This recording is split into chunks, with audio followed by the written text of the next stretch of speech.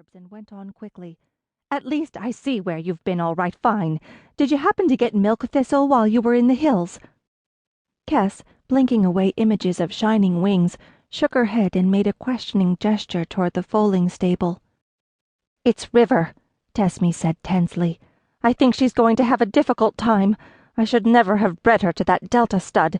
He was too big for her. I knew he was. But oh, I want this foal."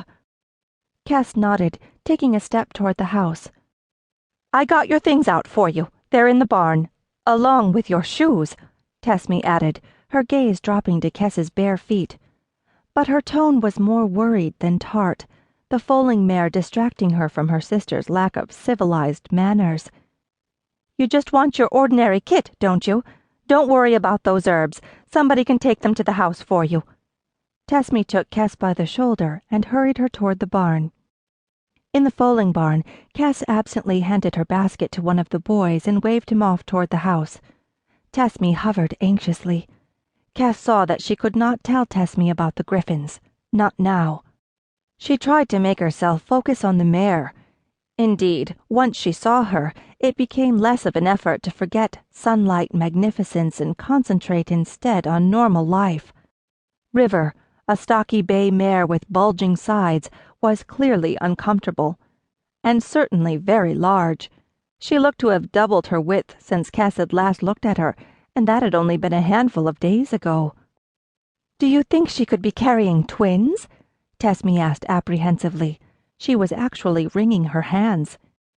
"From the look of her, she could be carrying triplets," Maris commented, swinging through the wide barn doors. "I've been waiting for her to explode for the past month, and now look at her. Kes, glad to see you. Tessme, just how big was that stud?" "Huge," Tessme said unhappily. "But I wanted size. River's not that small. I thought it would be a safe cross." Kes shrugged.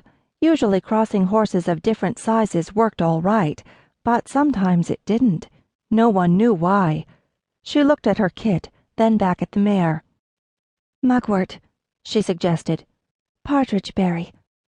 "Good idea," said Maris. "Partridge berry to calm her down and help her labor at the beginning. Mugwort later, I suppose, in case we need to help the strength of her contractions. I have water boiling. Want me to make the decoctions?" Kes nodded. Maris was a quick-moving little sparrow of a woman, plain and sensible and good-humored, equally at home with a foaling mare or a birthing woman. Kes was far more comfortable with her than with most other people.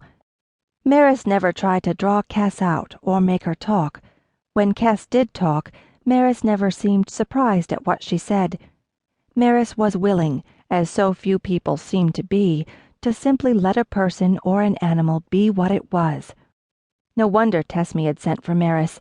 Even if River had no difficulty with her foal, just having Maris around would calm everyone's nerves. That would be good. Kes gave the older woman the packets of herbs and slipped into the stall to touch River's neck. The mare bent her neck around and snuffled down Kes's shirt. She was sweating, pawing at the stall floor nervously. Kes patted her again. "What do you think?" Tessme asked, seeming almost as distressed as the mare. "Is she going to be all right, do you think?" Kes shrugged. "Joss?" If they had to pull this foal, she wanted someone with the muscle to do it. Joss had been a drifter. Tessme had hired him for the season 6 years past, and he had just never seemed inclined to drift away again. He was very strong, and the horses liked him. Kes liked him too. He didn't talk at you all the time, or expect you to talk back. "I'll get him," Tessme agreed, and hurried out. Kes frowned at the mare, patting her in absent reassurance.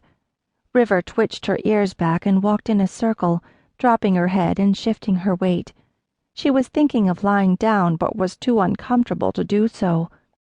Tessme, with her affinity for horses, could have made the mare lie down. Kes neither held an affinity for any animal, nor possessed any other special gift, if one did not count an unusual desire to abandon shoes and sister and walk up alone into the quiet of the hills. She did not usually envy Tessme her gift, but she would have liked to be able to make River